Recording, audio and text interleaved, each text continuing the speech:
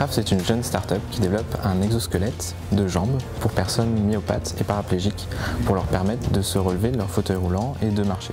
L'entreprise a été créée en 2012.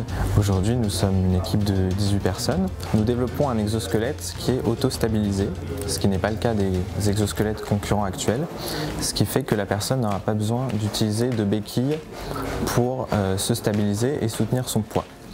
Ainsi, elle aura les mains libres, ce qui lui permettra de saisir des objets dans son environnement, y compris en hauteur, et donc de retrouver vraiment de l'autonomie. Et le deuxième point clé, c'est de réaliser un exosquelette dont la commande se fait de manière intuitive par le buste de l'utilisateur. C'est-à-dire que nous positionnons des capteurs inertiels sur le buste de l'utilisateur qui vont lui permettre, en donnant des mouvements de son buste, de nous dire s'il veut avancer ou tourner. On veut faire en sorte que la personne handicapée oublie son handicap et donc du coup ne soit pas stigmatisée. Et pour ça on s'est dit qu'il fallait absolument un design qui soit assez élégant, assez discret pour que la personne se sente à l'aise dedans. La collaboration avec Wondercraft, on a travaillé déjà essentiellement à aller voir sur site, notamment dans des centres de rééducation. On a eu tout un travail de collaboration, d'analyse et d'observation sur le terrain.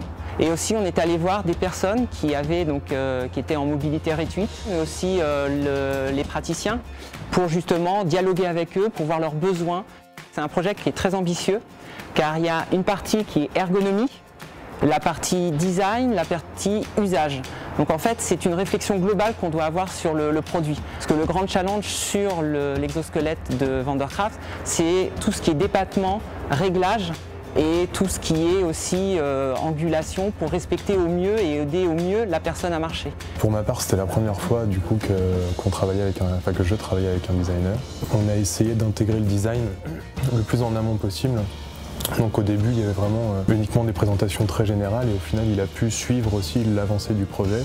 Donc là, ce qui était aussi intéressant, c'est qu'avec les formats d'échange entre logiciels, on a pu lui donner notre mécanique et lui a fait son design autour et a pu nous renvoyer après un design qui était quand même déjà très avancé, qui intégrait une bonne partie des contraintes mécaniques que nous on avait. Il y a aussi certaines questions qui se sont posées, qui nous ont été posées, on va dire, auxquelles on n'avait pas forcément réfléchi. Par exemple, les boîtiers de commande ou ce genre de choses, ou la résistance au choc. Ils nous ont apporté quand même une petite part d'expérience qu'on n'avait pas. Le but, c'est quand même de faire remarcher quelqu'un en faisant oublier qu'il a un appareillage autour de lui. Donc, c'était un peu le défi aussi du design.